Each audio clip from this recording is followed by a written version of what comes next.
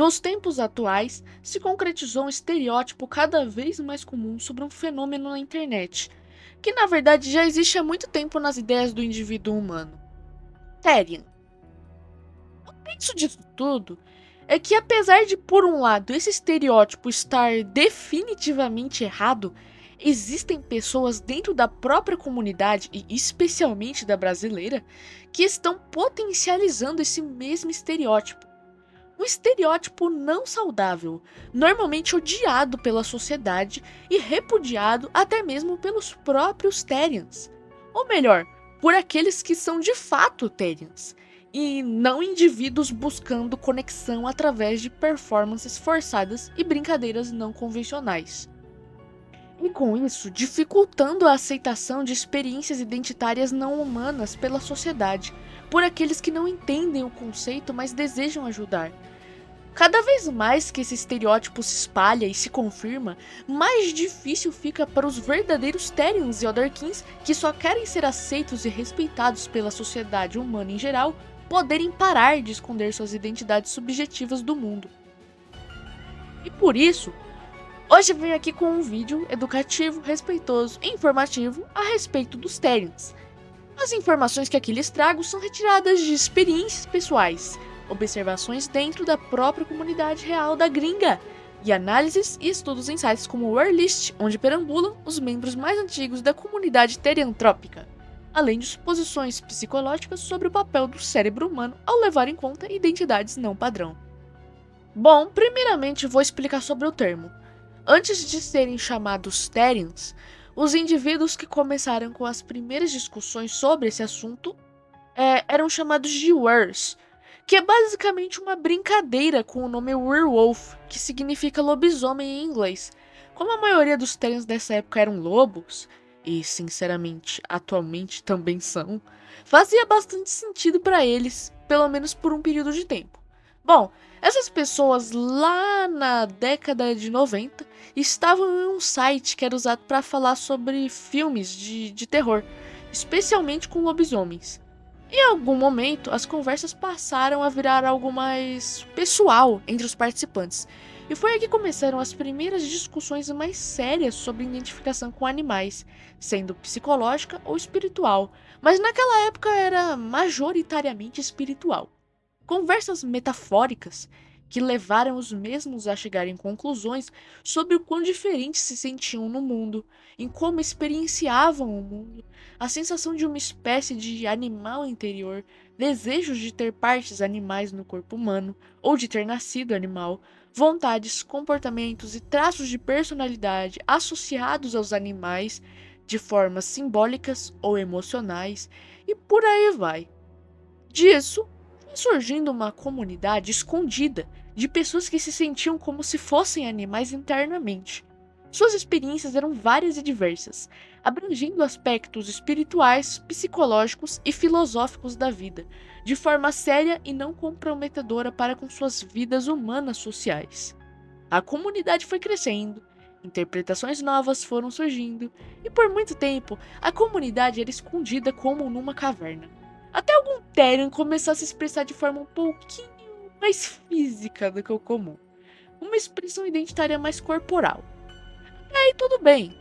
Até outras pessoas começarem a copiar isso no TikTok e acharem que se trata de uma trend de se fingir se vestir de animal e agir como um. E hoje em dia tem gente levando isso tão a sério que estão agindo como animais completamente e forçadamente em lugares públicos e não convencionais. Além disso, começaram a levar a parte identitária da teriantropia de forma extremamente literal, querendo realmente se transformar fisicamente em animais e se esforçando para algo que é biologicamente impossível a um ser humano. Ou tentando viver como um animal não humano, sendo um ser humano, o que é extremamente preocupante socialmente e mentalmente falando, e também impossível. Muitas crianças e jovens começaram a entrar na comunidade pensando que se trata de um culto ou religião onde se acredita que foi um animal na vida passada e que agora você quer se conectar a ele se comportando igual a ele.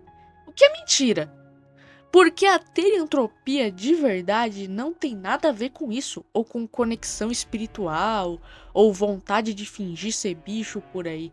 Acredite, um Therian de verdade não quer que você saiba que ele é Therian. Ele dificilmente vai querer que você saiba algo tão pessoal dele.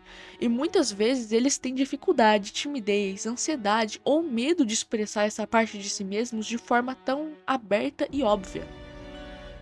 Therian de verdade não escolheu o animal com o qual ele se identifica. Um Therian de verdade provavelmente nem queria ser Therian. Porque ser um Therian implica que você se sente diferente dos demais, que os outros dificilmente vão entender suas preferências, vontades, sentimentos, desejos, instintos, formas de expressão emocional ou até comunicação não verbal. Um Therian de verdade parece uma pessoa completamente normal. Pode até ser o motorista do seu ônibus ou o médico mais inteligente da cidade. Teriantropia não tem cara. É uma experiência de identidade escondida, subjetiva, muitas vezes domesticada pela mente humana, que aprendeu a se adaptar e a se camuflar em uma sociedade que espera que todos se comportem de forma igual, esperada, padronizada, neurotípica, normal. E agora eu respondo a pergunta: o que realmente é um Therian? Um Therian é uma pessoa que possui uma autopercepção involuntária de um animal não humano ou ser animalesco em qualquer nível subjetivo. Sim, autopercepção é a mesma coisa que se identificar como. Afinal de contas, é uma identidade subjetiva, ou seja, a pessoa que se sente ou se vê como aquilo e não os outros. Não há uma necessidade de reconhecimento identitário social para a maioria dos Therians, já que escondem esse aspecto da sociedade. Bom, o nível subjetivo pode ser espiritual, psicológico, emocional, simbólico, filosófico, por aí vai. Pode até ser filosoficamente físico, porque existem Therians que se identificam assim. No entanto, estes e os biológicos são o menor número da comunidade. A maioria se identifica como animais de forma não física, apenas em um nível interior, interno. Agora, como isso se manifesta na realidade concreta? Na praticidade da vida, no nosso dia a dia, no nosso cotidiano? Bom, aqui vai alguns exemplos. Uma pessoa pode relatar que, em determinadas situações, sente uma espécie de consciência corporal animalizada. Não necessariamente acredita que o corpo fisicamente mudou, mas na mente dela, ela pode ver o corpo dela igual a do animal que se identifica.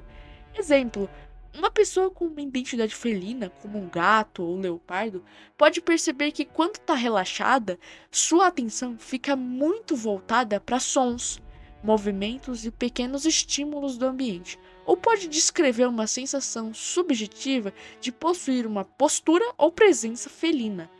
Outra pessoa pode notar semelhanças entre determinados comportamentos seus e os do seu animal interior.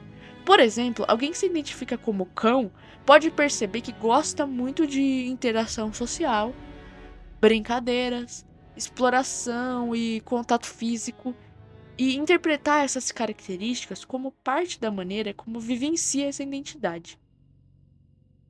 Às vezes, a pessoa simplesmente descreve sua identidade como: quando eu me imagino, eu normalmente vejo um animal. Esse animal representa quem eu sou na minha vida. Isso é muitas vezes simbólico, porque o animal pode ser um arquétipo adotado pelo cérebro da pessoa para representar e conter os diversos aspectos de sua personalidade. E a forma como a identidade Therian aparece no dia a dia de alguém varia com a pessoa. Digamos que alguém está andando normalmente pela rua, quando sente um cheiro interessante vindo de algum lugar.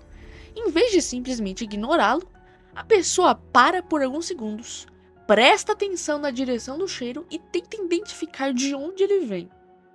Para ela, isso pode ser uma experiência de comportamento animal, uma forma de perceber o ambiente que ela associa ao seu tipo Therian. Então ela continua andando como se nada tivesse acontecido. Então, sim, Isso é profundamente subjetivo. E o que alguém considera comportamento, emoção ou sensação animal ou não, vai de pessoa para pessoa.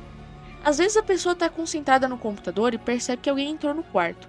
E em vez de olhar imediatamente, ela percebe a presença através de sons pequenos, passos, movimento da cadeira, mudança no ambiente. E ela pode levantar a cabeça rápido, olhar para a pessoa e depois voltar ao que estava fazendo. Imagine alguém com uma identidade animal que ela associa a comportamentos mais defensivos. Quando fica desconfortável em uma situação social, ela percebe que o seu corpo quer se afastar. Observar primeiro, manter distância, procurar uma posição mais segura. Ela pode pensar, eu não quero ficar aqui, mas a experiência subjetiva pode ser descrita por ela como algo mais animalizado. Eu sinto vontade de recuar. Estou me sentindo ameaçada. Estou sentindo que estou sendo predada. Estou sentindo que eu estou rodeada por predadores, criaturas mais ameaçadoras do que eu. E ela pode ter cenários em sua cabeça passando de seu eu animal se sentindo nervoso. Ou ter vontade de, por exemplo, abaixar as orelhas para indicar medo, mesmo que não existam no corpo humano. Isso é uma forma de comunicação não verbal, frequente em animais, e também muito bem observada e admirada por pessoas neurodivergentes, como pessoas do espectro autista ou aqueles com TDAH. Não é incomum, aliás, que justamente pessoas neurodivergentes se identifiquem mais com comportamentos animais por se sentirem diferentes no mundo humano e compartilharem emoções e sensações intensas com as criaturinhas. Não tô dizendo que todo Terry é neurodivergente, hein? Apenas apontando que existem relatos e hipóteses sobre uma maior presença de pessoas neurodivergentes na comunidade. Mas isso não significa que neurodivergência cause teriantropia ou vice-versa. Enfim, imagine uma pessoa com stereotype canino recebendo uma notícia maravilhosa. Só sorrir, se mexer bastante, andar de um lado para o outro, demonstrar entusiasmo fisicamente ou até imaginar que tá abanando um rabo imaginário. Essa pessoa pode até começar a mexer a cintura sem perceber, porque a mesma experiência que ela sente mentalmente faz o corpo querer seguir. Muitos Therians se sentem assim e têm vontade de compartilhar essas experiências com outras pessoas, mas pela maioria achar isso estranho, eles preferem ficar quietos. Existem formas infinitas de ser Therian, desde que a pessoa se identifique, se perceba, se sinta como um ser animalesco em algum nível subjetivo. Não se trata de colocar máscara, rabo e sair andando de 4 patas pelas ruas, mas sim de uma experiência identitária profundamente importante, intrínseca ao indivíduo, que geralmente tenta levar uma vida normal na sociedade humana e se sente de formas diferentes, tem vontades diferentes, estilos diferentes, formas de expressão diferentes aos quais sua mente, sem escolher, inconscientemente incorporou em um arquétipo animal interno. E é por isso que existem tantos Therians caninos e felinos. A maior parte da teriantropia é psicológica, surge de forma psicológica, mesmo para aqueles que interpretam de forma espiritual. Caninos e felinos são mais fáceis de entender e mais comuns.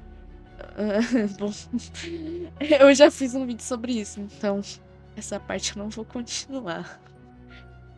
De qualquer forma, espero de coração que tenham gostado do vídeo e que ele tenha te ajudado ou ajudado alguém que você conhece a entender a teriantropia e a desmascarar a desinformação e combater a falsidade que está tentando se multiplicar na comunidade Therian brasileira.